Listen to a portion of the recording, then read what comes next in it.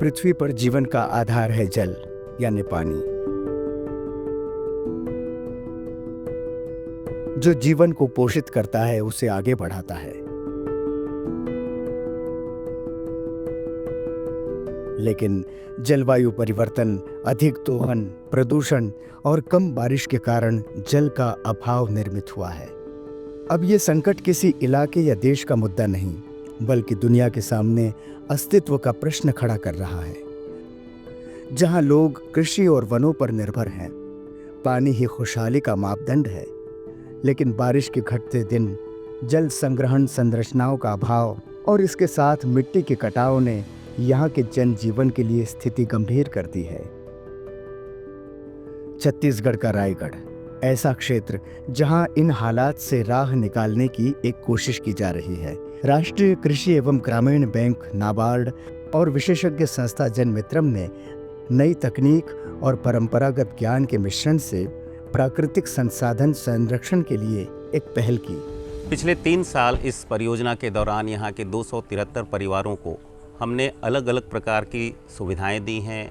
उनकी ज़मीन को लेकर के, उनकी खेती को लेकर के नई टेक्नोलॉजीज़ का उनके बीच में डिसेमिनेशन किया है और कोशिश ये की है कि ये जो भी नई टेक्नोलॉजीज़ हैं, उनके पुरातन जो उनका नेचुरल नॉलेज है, उन सारी चीज़ों के साथ में मिल करके एक आगे बढ़ने की ऐसी राह निकाल कर लाए, जिसमें प्रकृति के साथ में और जो आज के नए जीवन की मानवीय आवश्यकताएं हैं, उन दोनों चीज़ों का एक सामंजस्य हो सके और आगे जीवन जीने की एक नई राह मिले, जिसमें मनुष्य और प्रकृति दोनों का सामंजस्य खूबसूरती के साथ हो सके।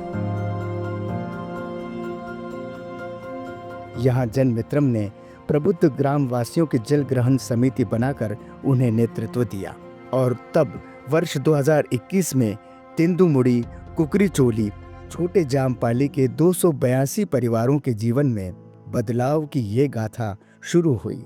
आज इस मिशन के जरिए इन गांवों में जीवन की नई लहर दौड़ रही है। गांव के लोग आज अपने जीवन को सशक्त बना रहे हैं। ये केवल आर्थिक सुधार नहीं, बल्कि आत्मनिर्भरता की ओर एक बड़ा कदम है।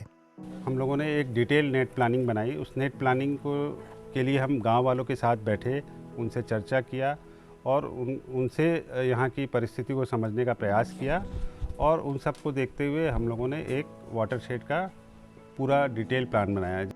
जल ग्रहण परियोजना के तहत सबसे पहला और महत्वपूर्ण कदम होता है क्षेत्र उपचार यानी एरिया ट्रीटमेंट। इस प्रक्रिया में अनेक ऐसे काम शामिल होते हैं जो जल संग्रह और भूमि क्षरण को रोकने के लिए आवश्यक होते हैं।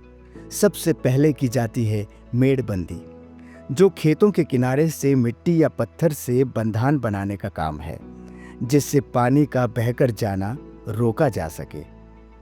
इसके अलावा डबरी यानी छोटे जलाशयों का निर्माण और पुराने तालाबों की मरम्मत या गाद निकालकर गहरीकरण किया जाता है, जिससे इनकी जल संग्रहण की क्षमता बढ़े। दूसरा महत्वपूर्ण कदम है ड्रेन लाइन का ट्रीटमेंट।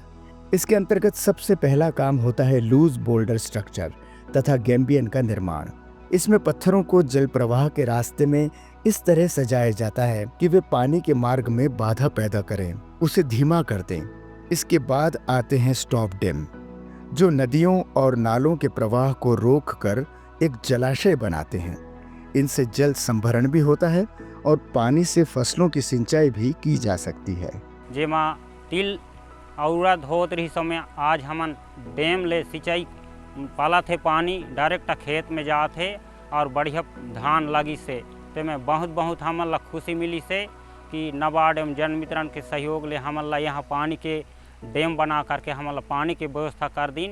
जल ग्रहण तकनीक में जलवायु में हो रहे परिवर्तन पर निगाह रखते हुए जल का वैज्ञानिक प्रबंधन भी ग्राम वासियों को बताया गया है। ड्रिप इसमें एक महत्वपूर्ण तकनीक है, जिससे सिंचाई का पानी सीधे पौधे के जड़ क्षेत्र में दिया जाता है।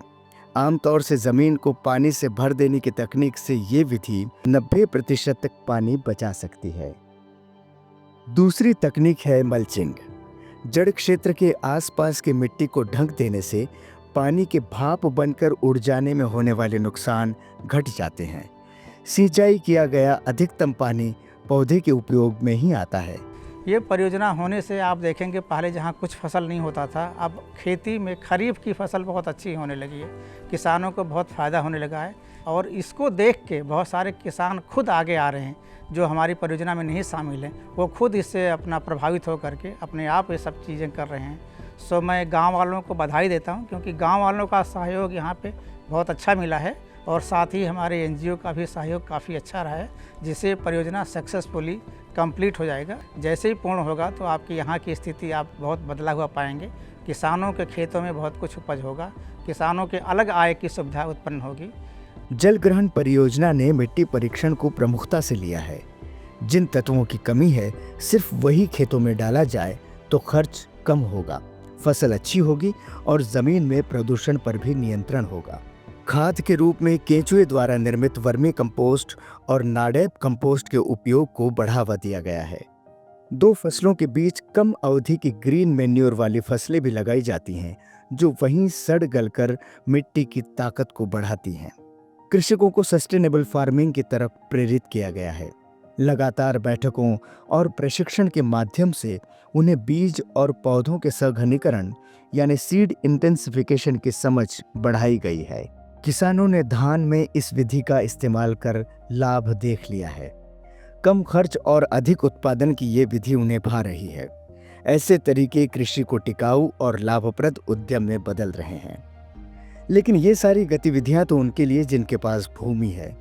सबसे गरीब परिवार तो वे हैं जिनके पास जमीन नहीं होती। परियोजना ने उनका भी बराबर ध्यान रखा है। उन्हें गाय पालन, बकरी पालन, उन्नत मधुमक्खी पालन जैसे कार्यों से जोड़ा गया है, ताकि आत्मनिर्भरता के इस आंदोलन में वे किसी से पीछे न रहें। बहुत ही लाभ मिल रहा है। जो मैं पहले दूध खरीदी किया करता था, वो अभी इस गाय से मुझे प्राप्त हो जा रहा है, जो मैं उस दूध को अपने बच्चों के लिए यूज हो रहा है। मैं इस जलग्रहण नाबार्ड परियोजना को बहुत बहुत धन्यवाद देता हूँ। वाटरशेड सिर्फ जल संरक्षण का एक तरीका नहीं, बल्कि ये भविष्य की पीढ़ियों के लिए एक बेहतर कल की नींव है। जन मित्रम के प्रयास और नाबार्ड के समर्थन से इस आदिवासी इलाके में ये यात्रा जारी है।